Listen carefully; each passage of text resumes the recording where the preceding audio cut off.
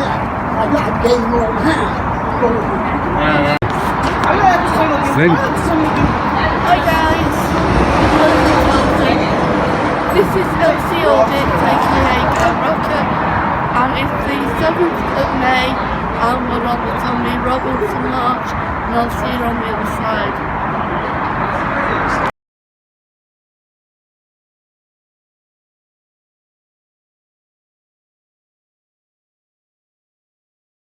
Children, and you come out going on about immigration and Ireland. What fucking planet are you on? You're embarrassing. No, you need to get your wife down here so she can, as a woman, because you're upset on her brain rest, let the woman see the evidence. There's evidence. Yeah, you've got... Mate, you're comparing white racists when you've got rapists working in your kitchen. You've got young girls in there. Do you want to tell me? You've got no rapists in your kitchen. Right, so you've seen it. Elephant and Castle is complicit. You are complicit. I'm offering you the opportunity and your wife to see evidence. It's not you, fuck it. Do you want to see evidence? Do you want to see evidence? Do you want to see evidence? I'm young girls been raped by the talking. Do you want to see evidence? I'm young girls been raped. I've seen it online. It's all online. You haven't seen it. I've seen it. You have no idea, bruv. I've seen it. You're embarrassing to the Irish people. Episode 2, Elephant and Castle complicit. Cheers, bruv. You had an opportunity, mate. You had an opportunity. Give you an opportunity, and you should have got your wife down here. What's next go? You should have got your wife down here. Yeah? So let's go next. Clever, right? Just so we're aware, so this is the owner of this premises, yeah? We're lying, right? White men rape as well, right? He's got young girls. There are young girls, so this is why I have to do this film, right? Because there are young girls that are going to be in this premises. Those young girls are in this premises, right? And there are rapists working in his kitchen. And he doesn't care. And he doesn't care. Yeah, go on then. I know I'm good at that. I know, mate. Get your hand off me, love. Right, officer. I'm alright, mate. How are you? Yeah. How you doing? Oh, there, it's all on camera, mate. How is it on? Yeah. I'll take you right down your own business. So, I've come here. Sorry, just came out to say my body That's fine, you can. So, I made film. Yeah. And there's a film coming out in Telford. Yeah. And in the film we have multiple allegations against men that work in this kitchen. Okay.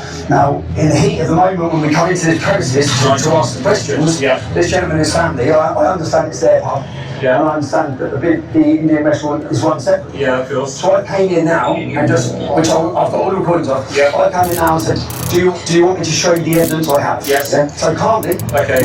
Do you want me to show you the evidence I have? Okay. So that you can make a decision as a business and where you stand. Yeah, right? I get that. So I bought a laptop.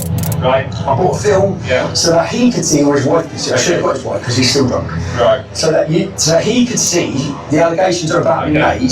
Because I don't want to say it's the Elephant and Castle. Yeah, of course. When it's not the Elephant and Castle. Yeah. It's not him, it's not his wife. Yeah. That's all I want. That's it. Okay. And he's come out, going on about immigration, going on about politics. I said, mate, I'm just here to show you. Okay. I'm just working, bro. What's sort of your way of moving forward from here then? I'm going now, mate. I've got my fish. Yeah. Alright. Cheers, mate, what you should have done, I'll just say one more time, what you should have done, bro, what you should have done, right, as I said, I've just not here to show you evidence, yeah? You should have got your wife to sit down and see the evidence, because what I wanted to do in my film is actually separate the Elephant and Castle from the Mumbai Lounge, yeah? There's no Mumbai Lounge. What I come to show you was evidence. So to see if your wife wanted to see girls sitting down telling her... I've seen it. It's all online. I haven't seen it. I've seen it. It's all online. No, it's As I said to you, I've seen you walking in here. There's an hour and 20-minute film coming out on the 2nd of May. It's fantastic. I'm sure your boys would love to pay it. You're in it now. You're in it now. See you later. Before I leave, this is where his own business. So I have hope that as owner of an establishment that has young girls working there and serious allegations of rape that he's aware of, he wanted to see the evidence. I just waiting to see the evidence. Do you know what I realised? He threatened to knock me out. And I realise now that his attitude and the way he acted and the way he was there is exactly the reason that this has gone unpunished for 30 years, 40 years. He would be one of the people shutting down the debate, shutting down the ability to discuss these gangs raping children. And he just tried to do that to me. So, I'm surprised. I'm disappointed as well because I'm not saying he's got anything to do with raping children. I'm not saying he's anything to do with these rape gangs. What I am saying is that he's ignorantly defended them without witnessing the evidence we have. Because he was more bothered about the fact that I'm accusing Asians of rape. So what he's bothered about, that was it. White people rape as well. That's his argument to the fact that he's got men in his kitchen, that we have 3, 4, 5 girls alleging gang raping them. Yeah, I don't feel any guilt now about his restaurant or naming it because he's done it, not me. So, hello.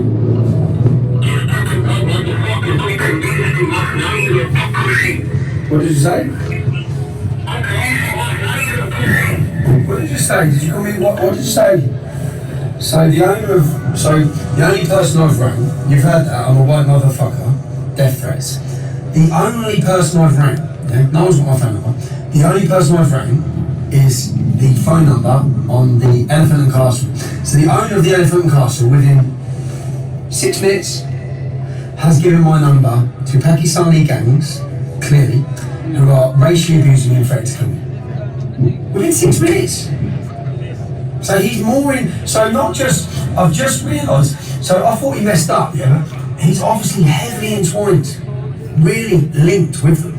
He must be, for those actions. Wow.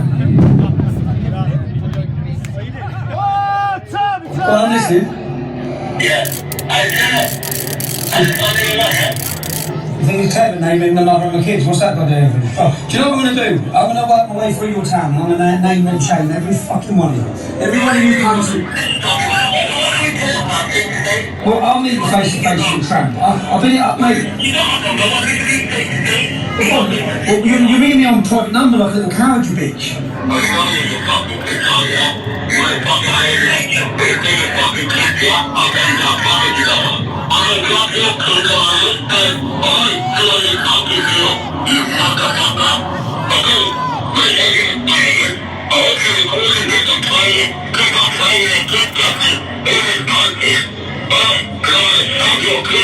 I decided to reach out to a former police officer, a high-ranking former police officer, to ask him the questions, try to understand what has gone on in Telford, why the police have failed to act, and why they continue to still fail to receive information that I have in my possession that could help them bring criminals to justice. Thanks for meeting with me. You're welcome. I believe you're a retired police officer? Correct. What was your position within the police when you retired? When I retired, I was a Deputy Chief Constable. Okay, so I've spent the last 2 years, 18 months to 2 years, building evidence in a database of witness statements, covert recordings, surveillance of men who are alleged to have raped and prostituted children, trafficked them. There's been a lot of fire bombings. I have evidence within my position that I've attempted to give to a senior officer at West Mercia Police. Have you had an opportunity to watch episode 1? I've seen episode 1, yes. Can I ask what your opinion is as a former police officer of the fact Bob Rondell, and I'll quote the police officer, categorically will not meet with Tommy Robinson to discuss this? There's been a lot of stuff talking about envelopes being passed over in restaurants. Bob Rondell doesn't want to meet with Tommy. I was amazed when I saw that reaction on the film. It's inexplicable, really.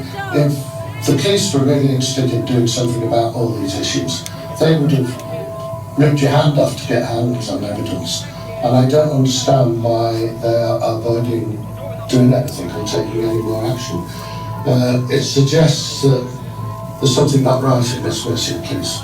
Can they, as a police force and a police officer, can they pick and choose who within the public they get information off or who they deal with? So that for some reason they're saying you're not fit to give them evidence, and I just do not understand that. It doesn't, what your background is, what your history is, doesn't matter. That what matters is the truth of the situation. So at the end of episode 2, we've reached an important point. Our investigations have highlighted allegations of horrific historic sexual abuse of children, repeated rape and gang rape of young children, alleged crimes that have gone unpunished for decades by Pakistani groups of Muslim men in Telford. These are the facts. I don't care about cultural sensitivities or your feelings. We've seen how the failure to bring these people to face justice means that girls and young women in Telford continue to suffer. Like Nicole from episode 1, who was abused by some of the same men a decade after the suffering of our courageous survivor you just heard from in episode 2. We have gathered information about serious ongoing criminality, drug dealing, cases of modern-day slavery and abuse of vulnerable people in Telford by criminal gangs who operate with impunity. They don't fear the authorities, they mock the authorities. We have information the authorities don't have. Information that will help bring the reign of these criminal gangs to an end. I want to be very clear. I would like to give this information to the appropriate authorities. The information is extremely sensitive and to safeguard the well-being of others cannot just be handed to a corrupt Telford police force. I wrote to the National Crime Agency several weeks ago with this offer. I've had no reply. I repeated this offer to the police I've met concerning the threats of kidnap and rape made against my own children. I'll repeat the offer now, and I'll appeal to Lucy Allen, Member of Parliament. She's very strong on these issues. Can someone please meet me to receive the information I have? They'll need to be ready and equipped to safeguard the people who are passing the information to me. However distasteful you find me or what you think are my politics, I welcome the opportunity to chat to any Member of Parliament. Please don't let enough day go by without acting. That makes you complicit in these crimes. And make no mistake, these are ongoing crimes where young girls and women are suffering. Why are they approaching you and not going to the police? Because they don't trust the police. That's what I mean, they don't trust them. All I can suggest is that she goes